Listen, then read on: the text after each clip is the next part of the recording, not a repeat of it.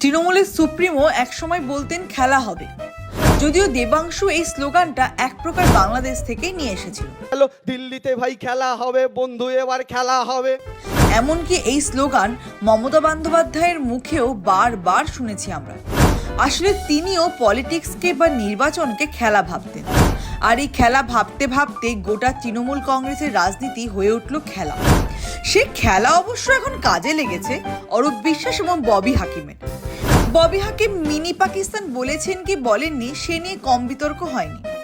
তার আরেক কীর্তি ভাইরাল হয়েছে, যেখানে তিনি বলেছেন যারা মুসলমান হয়ে জন্মাননি তারা নাকি দুর্ভাগা এদেশে। যারা দুর্ভাগ্য নিয়ে জন্মেছে, যারা ইসলাম নিয়ে জন্মায়নি, তাদের দাওয়াতে ইসলাম অর্থাৎ ইসলামের দাওয়াত দিয়ে তাদের মধ্যে ঈমান নিয়ে আসলে এটা আল্লাহ তাআলাকে খুশি করা হবে। ভাবতে পারেন একটা সংখ্যাগরিষ্ঠ হিন্দু রাজ্যে ববি হাকিমের এই সদম্য ঘোষণার পরও বড় বড় বাঘা বাঘা এই হিন্দুবাদী নেতারা এখনো ববি হাকিমকে সাবাড় না করে বহাল তবিয়াতে রেখে দিয়েছে।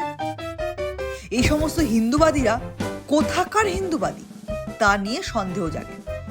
যাই হোক, আজ আমাদের আলোচনার বিষয়ে চলে আসে। ববি হাকিম নাকি সেটিং করে ফেলেছে তথাকথিত গেরুয়া টিমের সঙ্গে। দালালি বাবদ নাকি পাওয়া গিয়েছে চাটনৃত নামে এক দালালকে। আপাতত সে ম্যানেজ করছে অরূপ বিশ্বাসের কেসটাও। লোকে বলছে তৃণমূল তহবিলে ব্যাংক অ্যাকাউন্ট ফ্রিজ করার চিঠি দিয়ে তিনি তথাকথিত গেরুয়া ধ্বজা ধরা রাজনৈতিক নেতাদের মন জয় করে ফেলেছেন। বাদ বাকি আছে নাকি কামিনী কাঞ্চনের হিসেব, সেটাও হয়ে যাবে। এক প্রকার একদা মমতা বন্দ্যোপাধ্যায়ের ছায়াসঙ্গী ববি অরূপরা নাকি বেশ বহাল তবিয়াতে আছেন। একেই বলে সাধে দিদিমণি এদের খেলা শিখিয়েছেন, এখন তারা খেলছেন গেরুয়াদের সঙ্গেও। ব্যুরো রিপোর্ট, দিনকাল নিউজ, কলকাতা।